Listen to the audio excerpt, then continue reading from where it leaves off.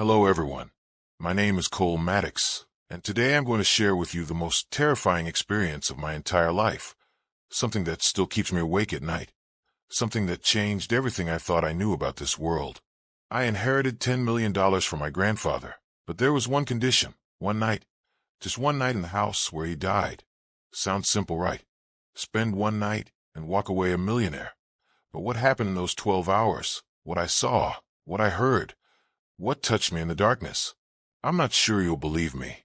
I'm not sure I would have believed it either, until it happened. Before I begin, I can see that 80% of my viewers haven't subscribed while watching my videos, so please, take just 1 second and hit that subscribe button, smash the like button, and turn on the bell icon so you never miss my stories. And please, tell me in the comments where you're watching this from, what time it is in your part of the world. I absolutely love hearing from you all. And if you have your own paranormal experience or horror story, email us or drop it in the comments below. I read every single one. Now let me tell you what happened that night. My name is Cole Maddox. I'm 28 years old, and up until 6 months ago, I was living paycheck to paycheck in a cramped apartment in Boston, working as a freelance graphic designer, barely making ends meet. My life was ordinary, predictable, safe. Then I got the call that changed everything. My grandfather, Vincent Grayson, had passed away. I hadn't seen him in almost 15 years, not since I was 13. He was always the strange one in the family, the one nobody talked about at gatherings, the one who lived alone in that massive estate outside of Salem, the one with the stories, the warnings, the obsessions with things that existed in shadows. I remember him as intense. His eyes always seemed to be looking at something just behind you, something you couldn't see. When I was a kid, he'd pull me aside at family gatherings and whisper things, strange things, about the house, about what lived there, about doors that should never be opened and rooms that should never be entered after dark. My parents always laughed it off, said he was eccentric, harmless, just a lonely old man with too much money and too much time. But I remembered the fear in his eyes. That was real. The lawyer who called me was a man named Henry Morrison. His voice was professional, detached, like he'd made this kind of call 1,000 times before. He informed me that my grandfather had left his entire estate to me. $10 million, the house, everything. But there was a clause, a very specific clause in the will.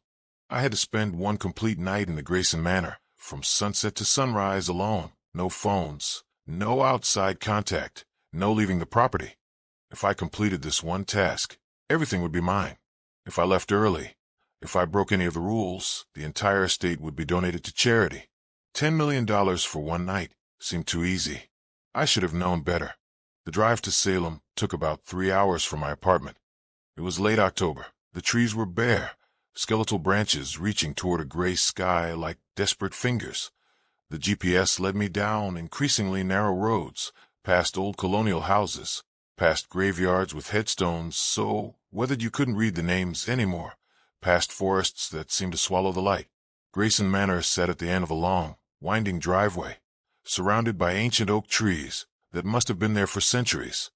The house itself was massive, 3 stories of dark stone and Gothic architecture, with towers and peaked roofs and windows that looked like empty eyes staring down at you.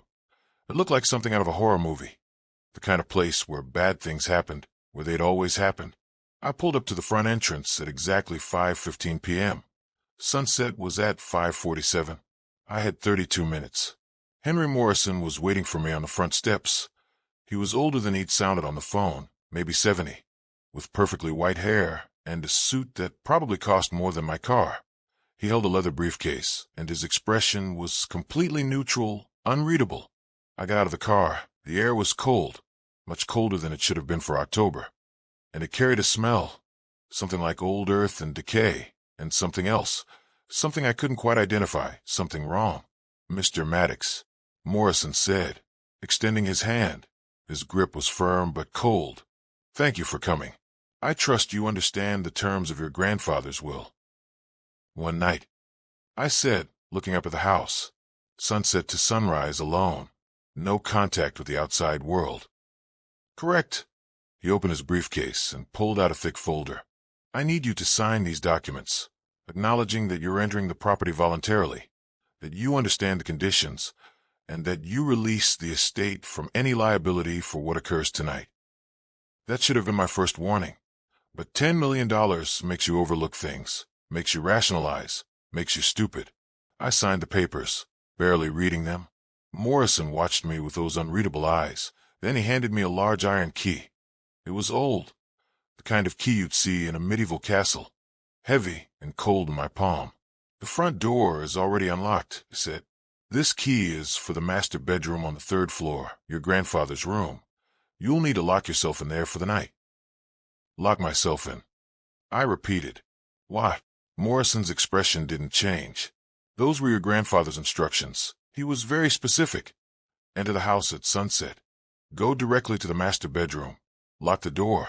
Don't open it for any reason until sunrise, no matter what you hear, no matter what calls to you. Do not open that door. My stomach tightened. What am I going to hear? I wouldn't know. Morrison said, but his eyes said he was lying. I've never spent the night here. Nobody has, not since your grandfather's death 3 months ago. The house has been empty. He glanced at his watch. 5:38, 9 minutes until sunset. I suggest you go inside now. The door will lock behind you automatically. There's no electricity. But there are candles and matches in every room. There's food in the kitchen if you get hungry, though I doubt you will, and M.R. Maddox. He paused, and for the first time, I saw something in his eyes, something that might have been pity or fear. Whatever you do, stay in the master bedroom. Your grandfather spent 40 years learning that lesson. Don't repeat his mistakes. Before I could ask what that meant, he turned and walked to his car, a sleek black sedan that looked out of place against the Gothic mansion. He drove away quickly, too quickly, like he couldn't get away fast enough, and I was alone. The house loomed above me, waiting. I checked my phone. 5:41, 6 minutes. I grabbed my backpack from the car. I'd packed some snacks, a flashlight, a book, things to pass the time.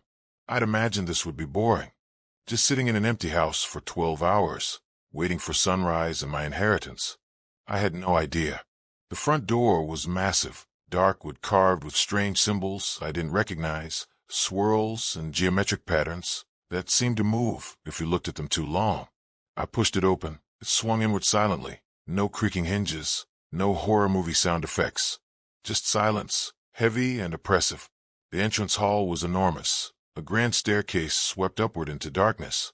The walls were lined with portraits, dozens of them. Generations of Graysons, staring down with cold eyes. I recognized my grandfather in one of the more recent paintings, but he looked different, younger. And there was something in his expression, something haunted, like he already knew what was waiting for him. The house was freezing, colder inside than outside. And that smell was stronger here, that wrong smell, like something had died in the walls and was slowly rotting. I checked my phone again. 5:44, 3 minutes. Okay, Cole, I said aloud, just to hear something besides the silence. Get to the bedroom, lock the door, wait for sunrise, collect $10 million, Izzy. My voice echoed strangely in the hall, like the house was swallowing the sound, chewing on it. I found the stairs and started climbing. The flashlight beam cut through the darkness, revealing glimpses of more portraits, of furniture covered in white sheets like ghosts of doors, so many doors, all closed, all waiting. The 2nd floor hallway seemed to stretch forever, impossibly long, doors on both sides. I counted them as I passed. 23 doors. What kind of house needed 23 rooms on one floor? The stairs to the 3rd floor were narrower, steeper. The temperature dropped with each step. My breath came out in visible clouds. The smell was worse here. That decay smell, mixed with something else, something chemical, like formaldehyde, like a morgue. The 3rd floor hallway had only 3 doors. The master bedroom was at the end. I could see it in my flashlight beam. A massive door made of the same dark wood as the front entrance, carved with the same strange symbols. I checked my phone. 5:47 sunset. And that's when the house woke up. I don't know how else to describe it. One moment there was silence, the next sound, not loud, but everywhere. A low humming that seemed to come from the walls themselves, from below the floors, from above the ceiling. A vibration I could feel in my chest, in my bones. The temperature dropped another 10 degrees. My hands were shaking as I fumbled with the iron key. trying to fit it into the lock of the master bedroom door. Behind me, down the hallway, I heard something, footsteps, slow, deliberate, coming up the stairs, but I was alone in the house. Morrison had assured me. The house had been empty for 3 months. The key finally slid into the lock. I turned it, heard the heavy click of the mechanism, and shoved the door open. I practically fell into the room, slammed the door behind me, and locked it. My heart was hammering. I pressed my back against the door, breathing hard, listening. The footsteps in the hallway stopped, right outside the door. I held my breath, waiting. The silence stretched. 5 seconds, 10, 20. Then a voice, soft, feminine, just on the other side of the door. "Cole," it whispered. "Why did you lock the door? I've been waiting for you. Let me in, please. I'm so cold out here. So alone. Just open the door, just for a moment." I didn't move, didn't breathe. My grandfather's words echoed in my memory. "Don't open the door, no matter what calls to you." "Cole," the voice said again, and now it sounded like someone I knew, someone I couldn't quite place. "Don't you remember me? We used to play together when you were little. In this very house. You loved it here. You loved me. Open the door. Let's play again." I squeezed my eyes shut. "You're not real." I whispered. "You're not real." The voice laughed, soft and sad. "Oh, Cole, I'm more real than you know. And you're going to be here for 12 hours. 12 very long hours. Are you really going to keep that door locked the whole time? What if there's a fire? What if you need to get out? What if something's already in there with you?" My eyes snapped open. I spun around, shining my flashlight into the room. The master bedroom was enormous, at least 40 feet across. A massive 4-poster bed dominated the center. There was a fireplace, cold and dark, bookshelves lining the walls, a desk covered in papers, and windows, tall windows with heavy curtains. I could see the last light of sunset bleeding through the gaps, painting everything in shades of red. The room appeared empty, but the feeling was wrong, like the air itself was watching me. I walked slowly to the center of the room, my flashlight beam sweeping across every corner, every shadow. There were candles everywhere, on the desk, on the mantel, on the nightstands beside the bed. I found matches and started lighting them, needing the light, needing to see. As the candles flickered to life, the room became clearer, and I saw the walls. They were covered in writing, floor to ceiling. Thousands of words scratched into the wallpaper, carved into the plaster beneath, my grandfather's handwriting. I recognized it from birthday cards he'd sent when I was young.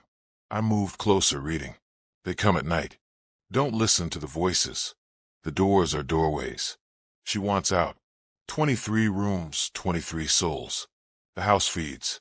I'm sorry, I'm sorry, I'm sorry." The words repeated, over and over, spiraling across the walls, desperate, terrified. The final entry was near the bed, written in shaky letters, like his hand had been trembling.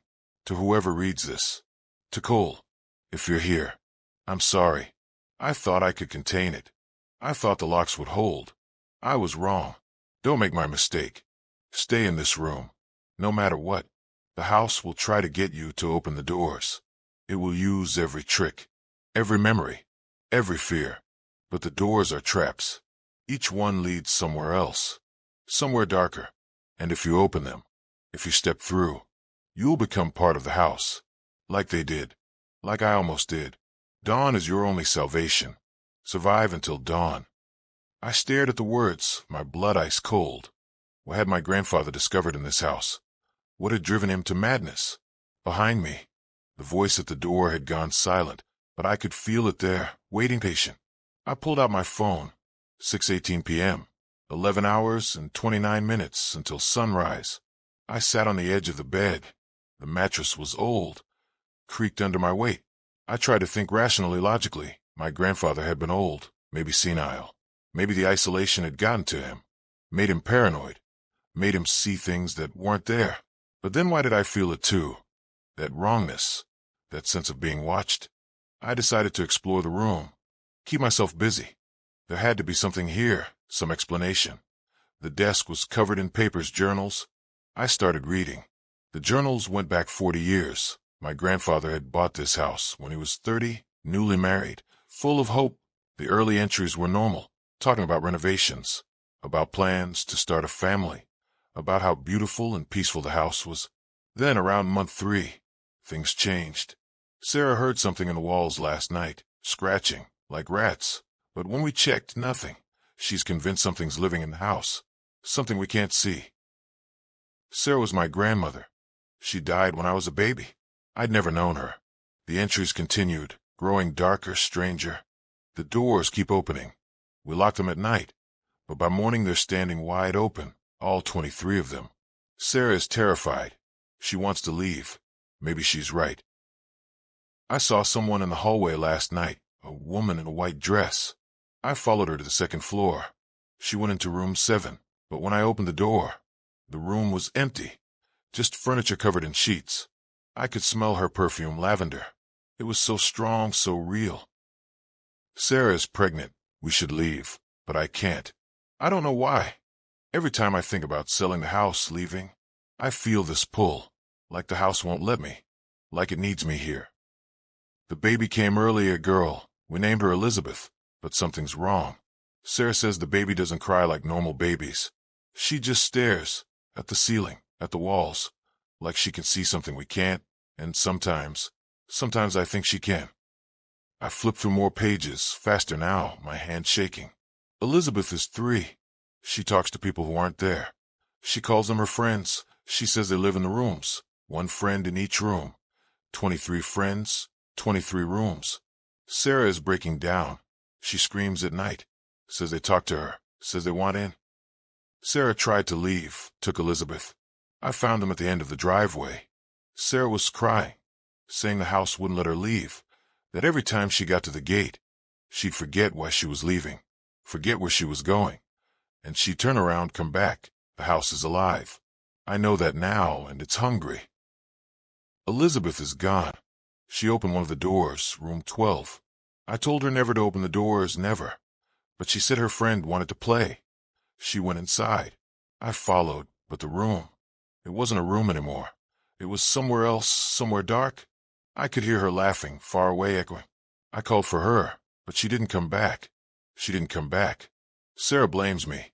She's right, this is my fault. I stopped reading, my chest tight. I had an aunt, Elizabeth, my father's sister, but I'd never met her. Nobody in the family talked about her. I'd always assumed she died young. But this, I forced myself to keep reading, needing to know. Sarah killed herself today. I found her in the bathtub. She'd open her wrists. There was a note. It said, "I'm sorry.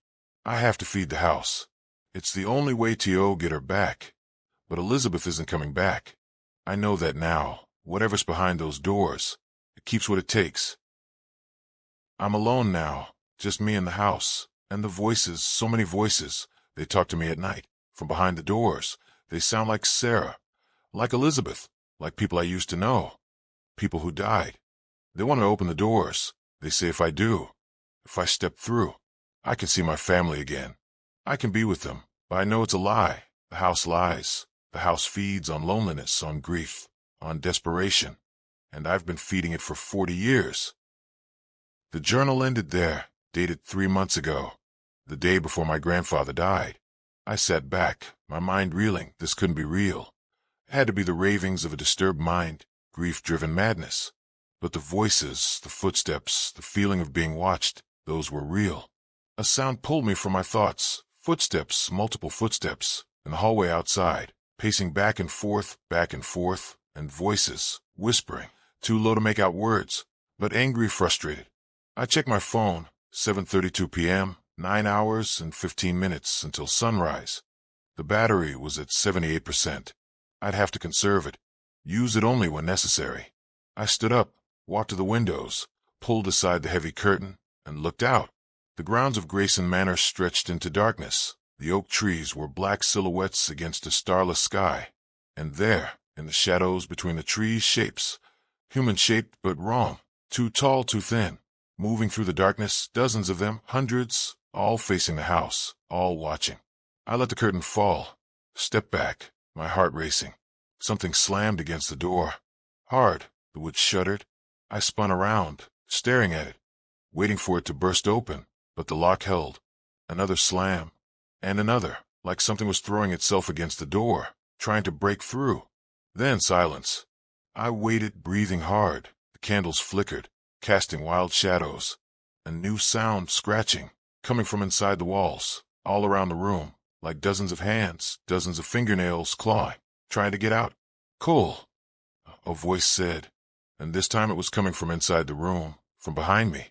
I turned slowly, my flashlight shaking in my hand. There was a woman standing beside the fireplace. She hadn't been there a moment ago. She was young, maybe 30, wearing a white dress that looked like it was from another era, the 1940s maybe.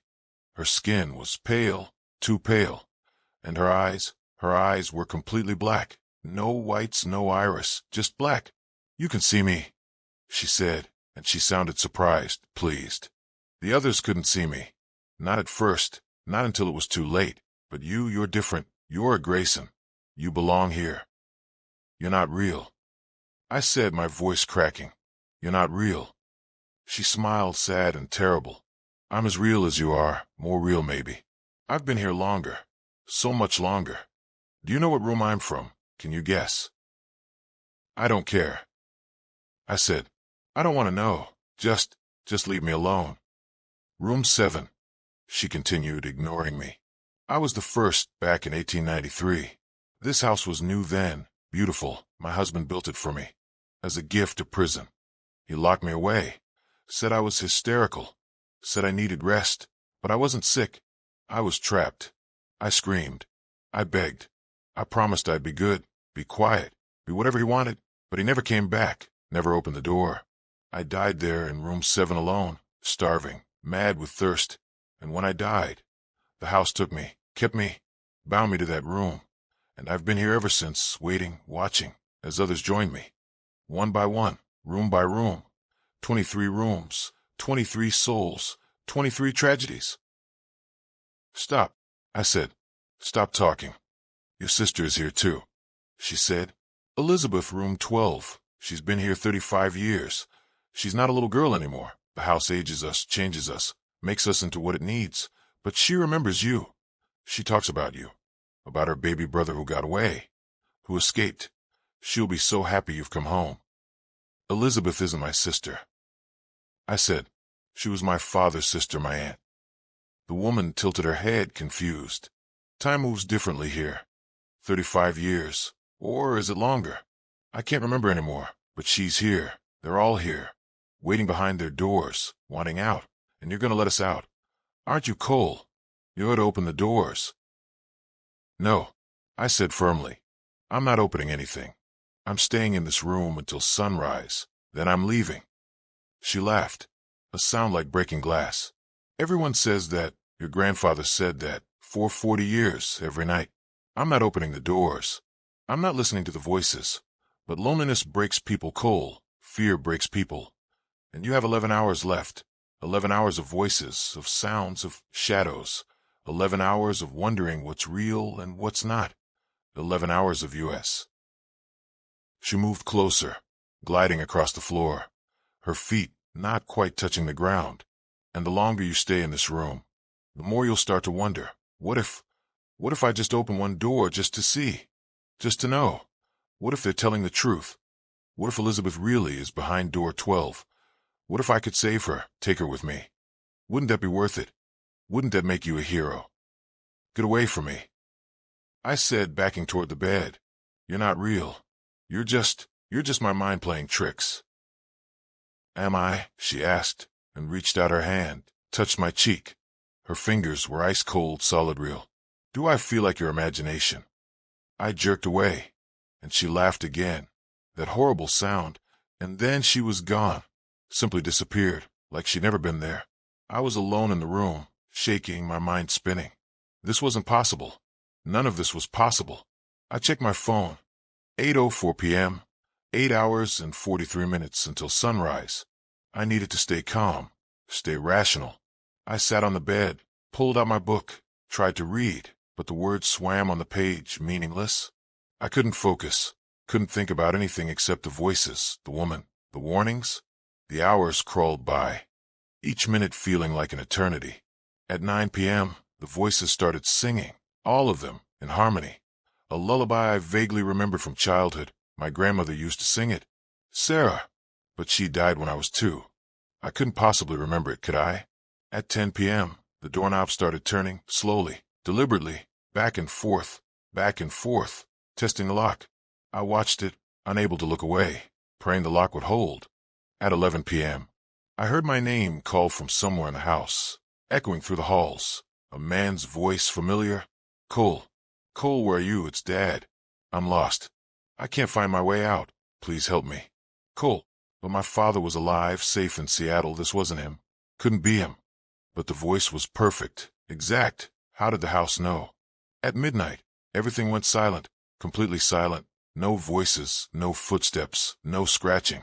Just silence, heavy and oppressive waiting. I stood up, walked to the door, pressed my ear against it, listening, nothing. Maybe it was over. Maybe the house was done playing with me. Maybe I could survive this. Then I heard it breathing, on the other side of the door, slow, steady, like something massive, something patient, just standing there, waiting for me to open it. I backed away, returned to the bed, pulled my knees to my chest, tried to ignore it.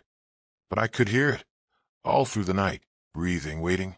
At 1 a.m., my phone battery hit 30%. I turned it off, saving it, needing to know when sunrise came. The candles were burning low. I'd have to light more soon. Couldn't be in the darkness. Couldn't be alone with the sounds without light. At 2 a.m., the scratching in the walls became frantic, violent, like whatever was behind them was trying to claw through, trying to reach me. I could see the wallpaper bulging, like hands pressing from the other side. I screamed at it. Stop. Just stop. And it did immediately, like it had been waiting for me to acknowledge it, to interact with it. Silence again, worse than the sounds. At 3 a.m., I saw my grandfather, Vincent, standing in the corner of the room. Not translucent, not ghostly, solid, real. He was wearing the same clothes from his portrait downstairs, and he was crying, blood running down his cheeks instead of tears. I'm sorry, Cole, he said. I'm so sorry. I thought I could end it, thought if I died, if I left the house to you, you'd burn it down, destroy it, set us free. But you're here, in this room, trying to survive, try to take the money, and the house will never let you leave now, never. It has you, just like it had me. What do you want? I asked, my voice hollow, broken. What does the house want? To feed, he said. It's always hungry, always empty. It feeds on souls, on life, on time. And it's been feeding on this family for generations. My father lived here. His father before him. All of us trapped. All of us trying to escape. But the house always wins. It always wins. How do I stop it? I begged. How do I get out? He smiled, sad and resigned. You survive until dawn. Then you run. Run and never come back. Let someone else inherit this nightmare. Let someone else try to survive a night. That's all you can do, survive. He faded, dissolving into the shadows, and I was alone again. At 4 a.m., I heard a child laughing, coming from outside the door, moving down the hallway, from door to door, room 7, room 9, room 12. At each door, she'd stop, knock 3 times, and whisper, "Let me in, please. I'm scared.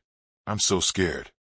No one answered, no one ever answered, but she kept trying, kept knocking, kept asking, over and over, a loop that never ended. At 5 a.m., I turned on my phone, checked the time, 5:03 a.m., 1 hour and 44 minutes until sunrise, 1 hour and 44 minutes until freedom. The battery was at 22%. It would last. It had to last. I could do this. I could make it. But then the door, the bedroom door, it started to unlock. I could hear the mechanism turning, the heavy bolts sliding back. Even though I had the key, even though it was locked from the inside, the door was opening. I grabbed the key from my pocket. It was still there, solid. So what was unlocking the door? The door swung open slow, revealing the hallway beyond, dark, empty, waiting. And from that darkness they came, all of them. The woman in white from room 7, a man with a rope around his neck from room 4, a child with no eyes from room 15, others, so many others, 23 souls, 23 tragedies, all walking toward the bedroom, toward me. I scrambled off the bed, backed against the far wall. No, no, stay away. You can't come in. This room is safe, my grandfather said. Your grandfather lied. The woman in white said, "There are no safe rooms in this house. There never were. This room just has the strongest lock. But locks can be broken, doors can be opened, and you've been here so long, fed us so much fear, so much delicious terror, that we're strong enough now, strong enough to come in." They entered the room, spreading out, surrounding me, their faces pale and hungry, their eyes dark and empty. "Join us, Cole," one of them said, a teenage boy. "Become part of the house, part of the family. It's not so bad. After a while you forget. Forget what it was like to be alive, to be warm, to be human. You just exist. And isn't that better than being afraid? Isn't that better than running?" I looked at my phone. 5:38 a.m. 9 minutes. Just 9 more minutes. 9 minutes might as well be 9 hours. The woman in white said, reading my thoughts. "You'll never make it. You're already ours. You just don't know it yet."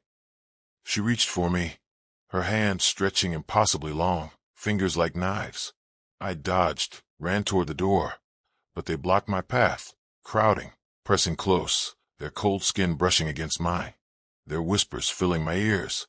"Stay, stay, stay, join us, stay, forever, always, never leave, never." I fought through them, their touch burning like ice, like frostbite, like death. I reached the hallway and ran. I didn't know where I was going, just away, away from them, away from the room. The hallway stretched impossibly long, doors on both sides, and as I ran past, each door opened, revealing darkness, and from that darkness, more of them, more souls, more ghosts, more victims, pouring out, chasing me. I reached the stairs, stumbled down, nearly falling. They were right behind me, their footsteps thundering, their voices shrieking. Angry now, frustrated that I was running, that I was fighting. The second floor, more doors opening, more figures emerging. I kept running, down to the first floor, to the entrance hall. The front door was there, massive and dark freedom. I grabbed the handle, pulled, but it wouldn't open, locked, sealed. The house wouldn't let me leave. I spun around. They were everywhere, filling the hall, the stairs, dozens of them. Hundreds, too many to count, all staring at me with those empty black eyes. "You can't leave," the woman in white said, standing at the front of the crowd.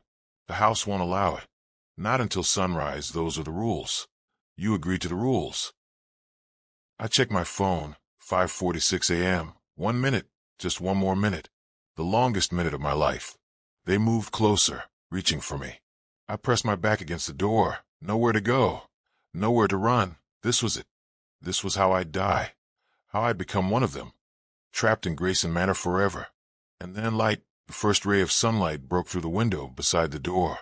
Warm and golden and impossibly beautiful. It touched my face. And the moment it did, the moment dawn arrived, they screamed, all of them. A sound of rage and frustration and defeat. They scattered, dissolving into shadows, fleeing back to their rooms, back to their prisons. The doors slammed shut, one by one. 23 doors, 23 souls locked away again. The front door clicked, the lock disengaging. I grabbed the handle, pulled, and it opened. Fresh air rushed in, cold but clean, real. I ran. I didn't look back, didn't stop.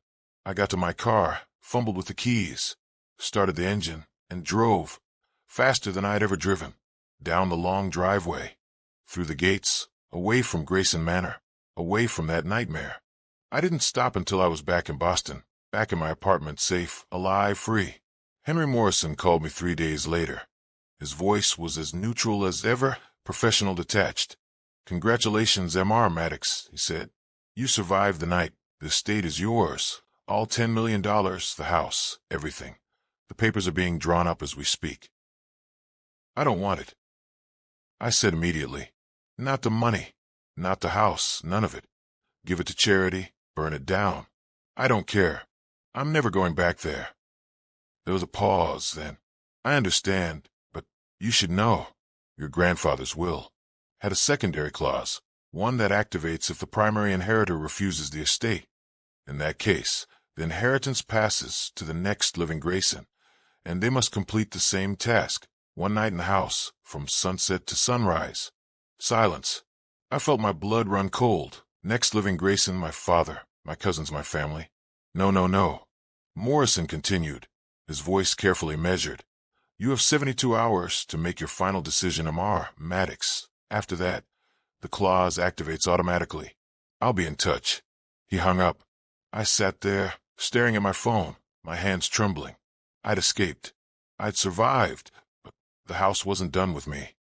Would never be done with the Grayson family. It was a trap that stretched across generations, pulling us back, always pulling us back. I thought about my father, about my younger cousin Rebecca, just 19, about everyone in my family who could be next, who could be forced to spend a night in the house, in those rooms, with those things.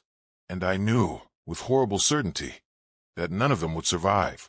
None of them had seen what I'd seen, heard what I'd heard. They'd open the doors, they'd listen to the voices. They'd become part of the house, part of the collection. 24 souls, 25, 26. I had 72 hours to decide.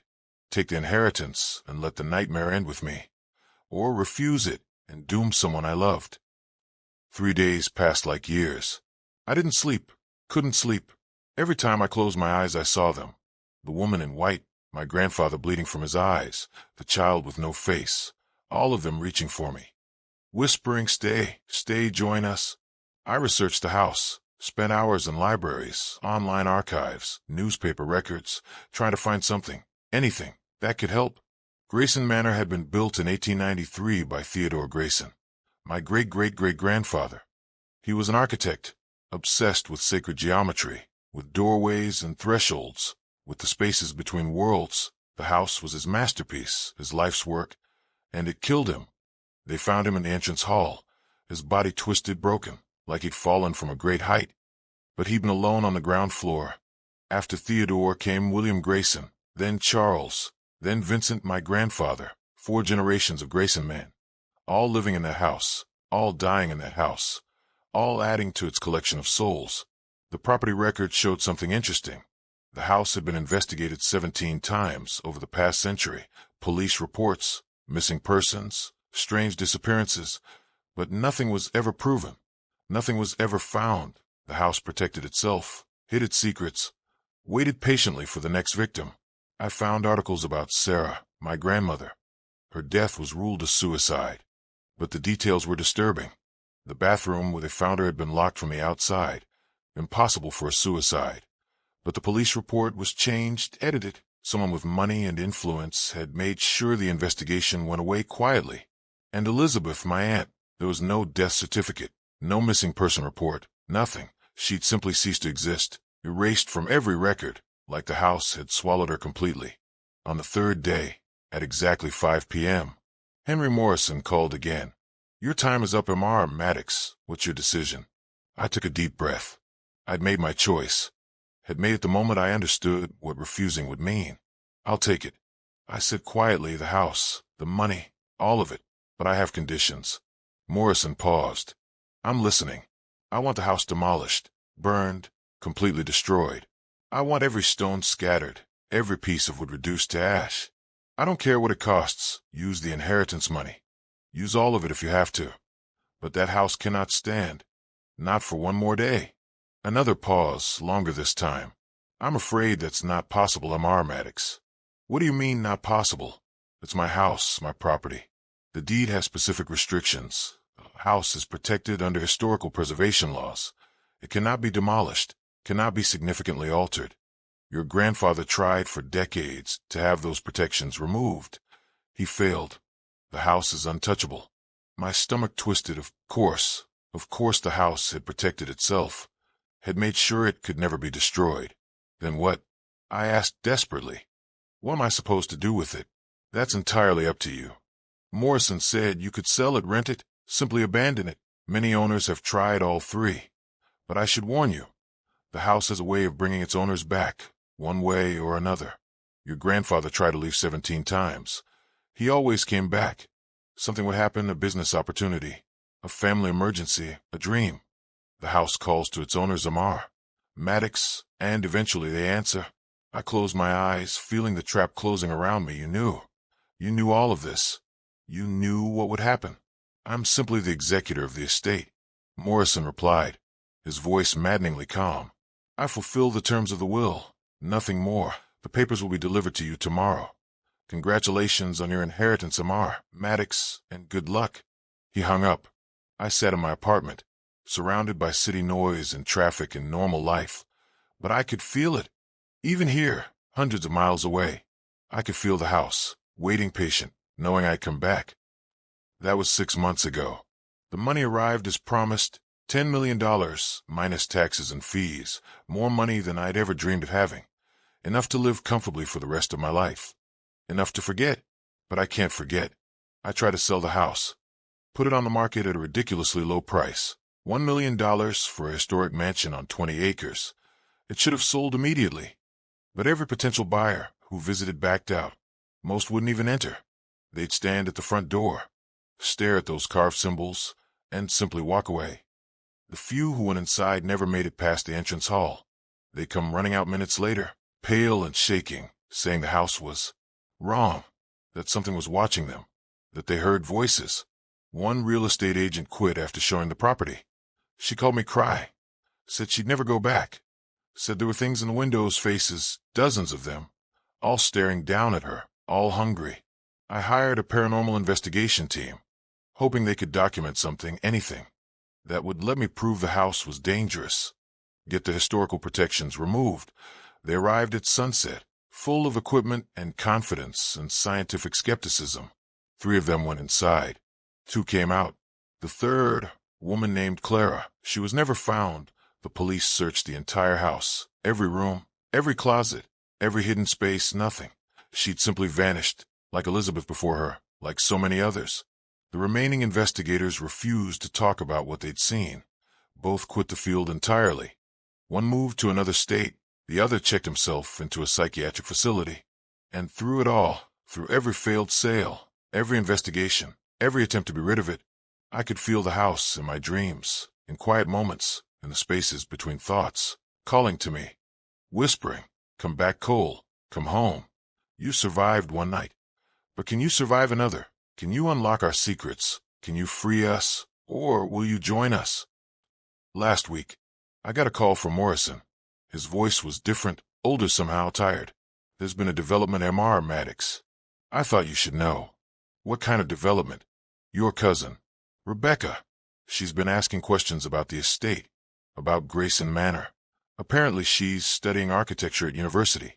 She's writing her thesis on historic New England homes, and she's very interested in visiting the property." My heart stopped. No, she can't. I won't allow it. She doesn't need your permission. Morrison said quietly, "The house is on the historical register. It's technically open to academic research. I can delay her, create obstacles, but eventually, if she's persistent, she'll find a way in. Then I'll tell her. I'll tell her everything. What's in that house? What happened to me? Will you?" Morrison asked, and there was something in his voice, something knowing, because I told your grandfather the same thing. When your father was asking questions, when he wanted to visit, and your grandfather couldn't do it, couldn't explain, couldn't make anyone believe. The house doesn't allow it, Mr. Maddox. Whenever someone tries to warn others, the words won't come. Or they come out wrong. Or the listener doesn't believe, doesn't understand. The house protects itself always. He was right. I tried to tell my father, tried to explain why he should never go near Grayson Manor. But every time I started, my throat would close, the words would tangle, or he'd interrupt, change the subject, like something was preventing the conversation. "You know what you have to do," Morrison continued. "You have to go back to the house, find whatever your grandfather missed, whatever kept him trapped there for 40 years. There has to be a way to end this, to break the cycle, before Rebecca or someone else becomes the next victim. I can't." I whispered. "I barely survived one night. I can't go back. Then your cousin dies." Morrison said bluntly, "Or your father, or someone else in your family. The house will get what it wants. It always does. The only question is whether you're going to fight, or let it win." So here I am, 3 days later, driving back to Salem, back to Grayson Manor, back to the nightmare. It's late October again, exactly 1 year since my first visit. The trees are bare, the sky is gray, and the house is waiting. I can see it at the end of the driveway, dark and massive and patient, like a predator that knows its prey is coming home. This time I'm better prepared. I've brought equipment, cameras, recording devices, Weapons, though I don't know if weapons will help against things that are already dead. I've studied everything I could find about the house, about my family, about hauntings and curses and places where the walls between worlds grow thin. And I've brought something else, my grandfather's journals, all 40 years of them. Morrison had them delivered to my apartment last month. Hundreds of pages of observations, experiments, desperate attempts to understand the house, to find its weakness. The last entry, dated the day before he died, it said something that's been haunting me. I finally understand. The house isn't a house. It's a doorway. And the 23 rooms aren't rooms. They're anchors. Each soul trapped behind those doors is holding the doorway open, feeding it, strengthening it. If I could free them, if I could break the anchors, the doorway would close. The house would just be a house. But to free them, someone would have to go through. Someone would have to enter each room, face what's there, and bring them back. 23 rooms, 23 souls, 23 journeys into darkness. I'm too old, too tired, too broken. But maybe someone younger, someone stronger. Maybe they could do it. Maybe they could end this. I pull up to the front entrance, the same spot where I parked a year ago. Sunset is in 40 minutes. I have to decide, go inside and try to free the souls, try to close the doorway, or drive away and let the house claim another victim. It's not really a choice. I grab my backpack, check my equipment, and walk toward the front door. Those carved symbols seem darker now, deeper, like they've been cut into the wood more recently, like the house is marking itself, claiming itself. The door opens before I touch it, swinging inward silently, welcoming me. The entrance hall is exactly as I remember. The grand staircase, the portraits, the smell of decay. But now I notice something I'd missed before. Above each doorway, carved into the stone, small numbers, room 1, room 2, room 3. 23 rooms, 23 numbers, 23 chances to fail. I check my watch. 32 minutes until sunset. 32 minutes until the house wakes up. I climb the stairs, my footsteps echoing. I'm heading to the master bedroom again. But this time I'm not locking myself in. This time I'm going to fight back. The bedroom is unchanged. My grandfather's writing still covers the walls. The candles are still scattered everywhere. Even the journals are here, on the desk, exactly where I'd left them. I light the candles, needing to see. And I start reading again, looking for clues, for answers, for any hint of how to break the anchors. Deep in the journals, nearly 30 years ago, I find an entry that makes my breath catch. I tried to enter room 7 today. The woman in white, Elizabeth's friend. She's been here the longest, since the house was built. If I could free her, the oldest soul, maybe the others would follow. I opened the door, stepped inside. The room looked normal at first, just an old bedroom, furniture covered in sheets. But then the door closed behind me, and the room changed. The walls stretched, the ceiling disappeared into darkness. And she was there. Not the pale ghost who walks the halls, but something else. Something terrible. The thing she became when she died. When the house took her. I ran. Barely made it out. The door almost didn't open. Almost kept me. I can't go back. Can't face that again. But maybe there's another way. I keep reading. Faster now. The sun is setting. I can feel it. The temperature dropping. The house waking up. More research. The architect, Theodore, he left blueprints, hidden in the library. The house isn't random. It's designed. Every room, every door, every symbol. They're all part of a greater pattern, a ritual. If the pattern could be broken, if one piece could be removed, maybe the whole thing would collapse. Blueprints in the library. I grab my flashlight, run downstairs. The library is on the first floor, east wing. I'd seen it briefly during my first visit. Room 19, according to the number above the door. I push the door open, half expecting something to grab me. But the library appears empty. Just shelves of old books, a reading desk, windows overlooking the grounds. I search frantically, pulling books, checking behind shelves, looking for anything that might be hidden. And then I find it, behind a loose panel in the wall, a metal box locked. I break the lock with the handle of my flashlight. Inside, rolled papers, yellowed with age, covered in architectural drawings, measurements, symbols. The blueprints. I spread them on the desk, studying them in the failing light. The house layout is complex, more complex than it appears. There are passages I never saw, rooms within rooms, and in the center, beneath the entrance hall, there's something else, a chamber, not marked on any public record, a hidden space at the heart of the house, and written beside it, in Theodore's handwriting, the anchor point, the keystone, where it all began, where it all must end. The sun touches the horizon. I feel it, the moment of change. The house exhales, the temperature plummets, and from somewhere above, I hear footsteps, dozens of them. The souls are walking again, searching. But now I have a chance, a real chance. I don't have to face 23 rooms, 23 horrors. I have to find one room, the hidden chamber, the anchor point, and somehow destroy it. I roll up the blueprints, stuff them in my backpack, and run back to the entrance hall. The portraits are watching me now.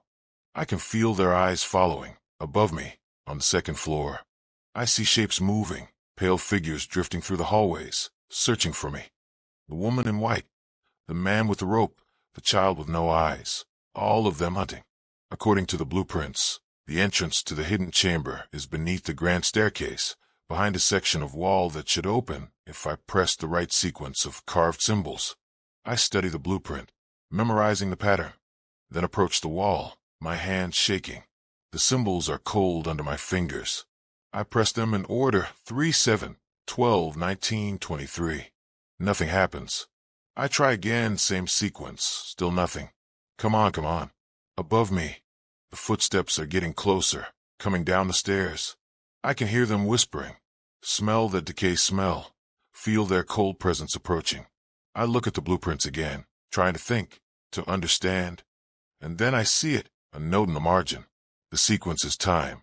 Sunset to midnight. The hours of power. Sunset was at 5:47. That's my starting point. I press the symbols again, but this time following the time, 5:47. The 5th and 47th symbols don't exist, but if I add them, 5 plus 4 plus 7, 16.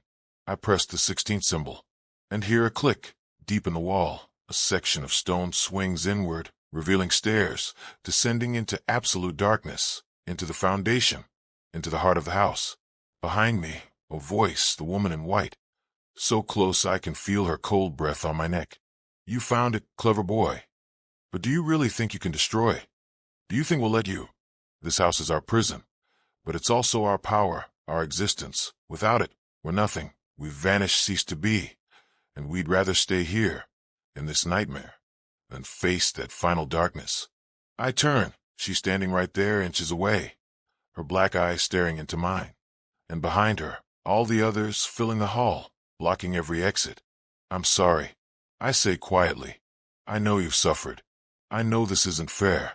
But I can't let the house keep taking people, keep destroying my family. If there's a way to end this, I have to try. She reaches for my face, her fingers ice cold. You'll die down there. Whatever Theodore built in that chamber, it's worse than anything up here. It's the source, the heart of all this darkness. Your grandfather went down there once, came back screaming, never spoke of it again. What makes you think you're stronger than him? I don't. I admit, but I have to try. I pull away from her and run, down the stairs, into the darkness.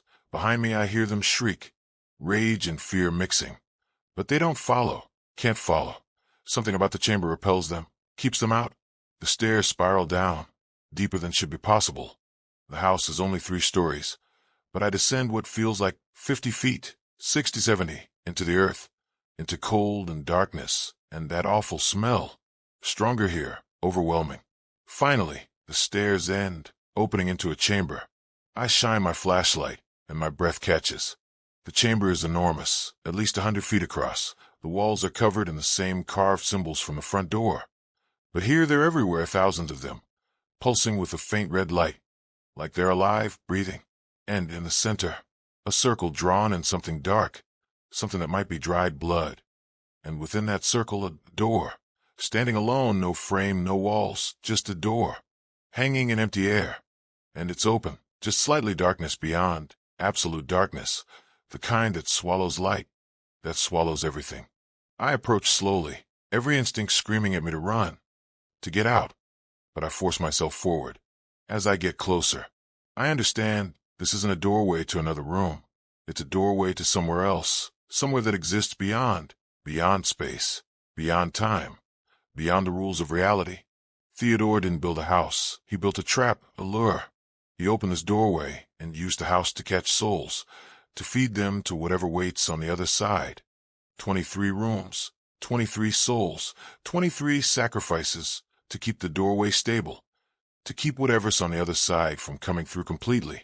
And if I destroy this, if I close this doorway, those 23 souls will be freed, released. But what about whatever's on the other side? What happens to it? I pull out the blueprints, searching for more notes, more explanations, and find one final entry. Theodore's last words.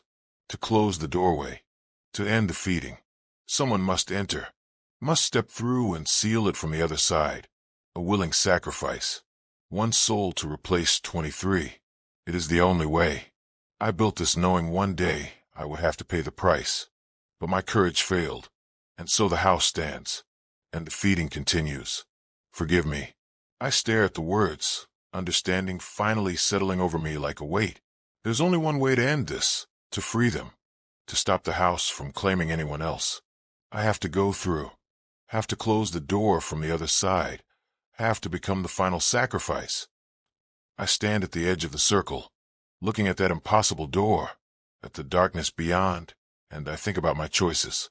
I could run, leave right now, let the house keep standing, let Rebecca or someone else eventually fall into its trap, live with that guilt forever. Or I could do what Theodore couldn't, what my grandfather tried and failed, what no one in my family has ever been strong enough to do. I could end it. I pull out my phone, one last time, record a video, just in case someone finds it, just in case this matters. My name is Cole Maddox, and if you're watching this, I'm probably dead, or something worse than dead. I'm standing in a hidden chamber beneath Grayson Manor, about to walk through a doorway that shouldn't exist, to seal it from the other side, to free 23 souls that have been trapped here for over a century. I don't know what's on the other side. I don't know if I'll survive, if there's anything to survive. But I know this has to end, this house, this curse, this cycle of death and madness that's destroyed my family for generations. If you're a Grayson, if you're related to me in any way, stay away from this place. Burn the blueprints. Forget this house exists. Let it rot. Let it crumble. Let time finally claim it. And if something comes through that door after I close it, if something escapes, I'm sorry. I tried. I really tried. I take a breath, maybe my last, and I step toward the door.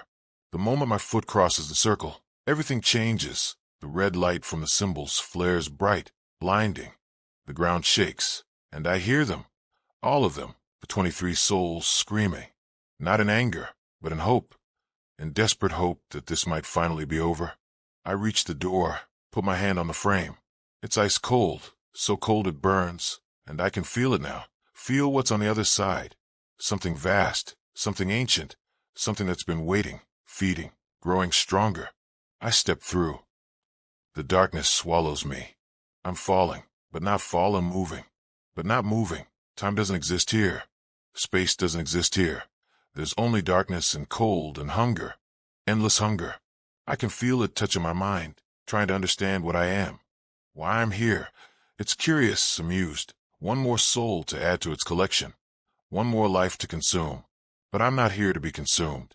I turn somehow, in this place without direction, and I see it, the doorway behind me, still open, still connected to the chamber, to the house, to the world. I reach out, grab the door, and I pull. It doesn't want to close, fights me.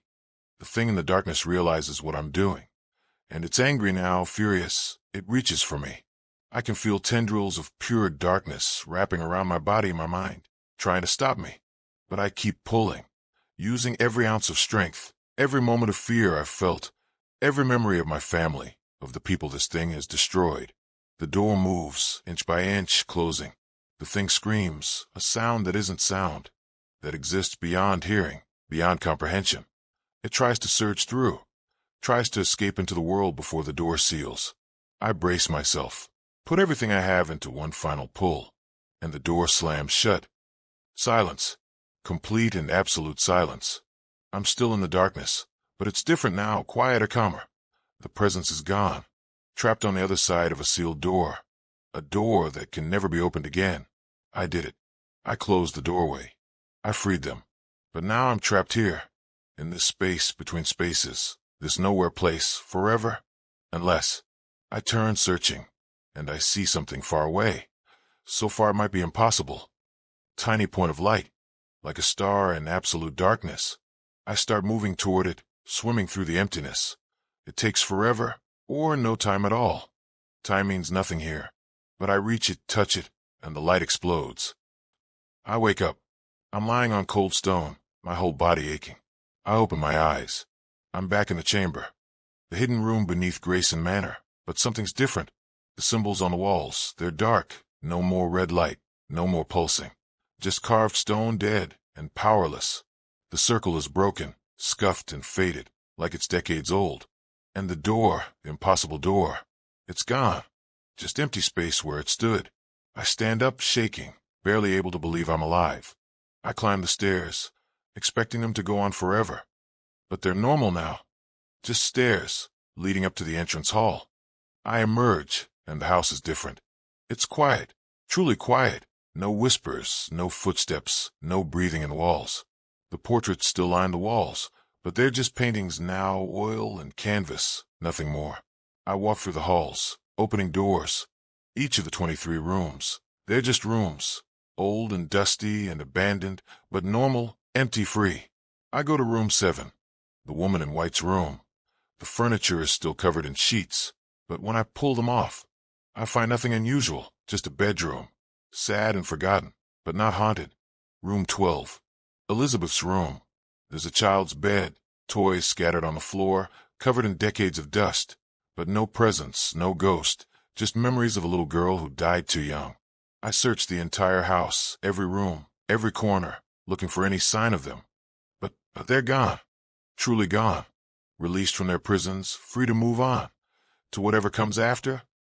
I find Morrison waiting outside at dawn. He's sitting on the front steps, looking older than ever, tired. But there's something in his expression, something like relief. It's done, he says quietly. Not a question, a statement. I nod. The doorway is closed. They're free. He stands, brushes off his suit. Your grandfather would be proud. He tried for 40 years to do what you did in one night. You're stronger than you know him are, Maddox. What happens now? I ask to the house. That's up to you. Morrison says it's still your property, but I suspect, without what was inside it, without the darkness, it's just a house now, old and empty, but nothing more. He's right. I can feel it. The house is just a building now, stone and wood and glass. The malevolence is gone. The hunger is gone. The trap is broken. 6 months later, I'm back in Boston, but I kept the house. Didn't sell it, didn't burn it down. Instead, I'm renovating it, turning it into something good. Something that helps people instead of destroying them, a shelter. For people who need a place to stay, a safe haven. It seemed right, seemed like the best way to honor the 23 souls who suffered there, to turn their prison into a place of healing. Rebecca came to visit last month, helped me paint the walls of room 7. She said the house felt sad but peaceful, like it was grateful to finally serve a purpose. Sometimes, late at night, when I'm alone in the house, I think I hear things, whispers, footsteps, but they're different now, gentle, grateful, like they're thanking me, watching over the place, making sure it stays good. And sometimes I dream about that darkness, about the thing on the other side of the door, and I wonder if it's still there, still waiting, still hungry. But then I remember, the door is closed, sealed, permanent. It's over. The nightmare is over. So that's my story. That's what happened in Grayson Manor. What I experienced, what I survived, what I sacrificed to end a curse that had plagued my family for over a century. I know some of you won't believe me, will think this is just a story, fiction, entertainment, but I have the scars to prove it. The nightmares that still wake me up, the cold spots on my skin where that darkness touched me. And I have the house, Grayson Manor, still standing, still waiting for anyone brave enough or foolish enough to visit. It's safe now. I promise you that. The evil is gone, but the memories remain, carved into the walls, written in my grandfather's desperate words, echoing in empty rooms that once held trapped souls. If you ever find yourself in Salem, if you ever drive past that old Gothic mansion at the end of the long, winding driveway, remember what happened there. Remember the 23 souls who suffered. Remember that darkness is real, and sometimes it takes everything you have to fight it. Thank you so much for watching this video. Thank you for staying with me through this entire journey, through every terrifying moment, every revelation, every sacrifice. I want to know what you think. Was I right to go back? Was I right to risk everything to close that doorway? Or should I have walked away? Let someone else deal with it. Tell me in the comments. I really want to know your thoughts. And please, if you have your own paranormal experiences, your own encounters with darkness, share them with me. Email us, drop them in the comments.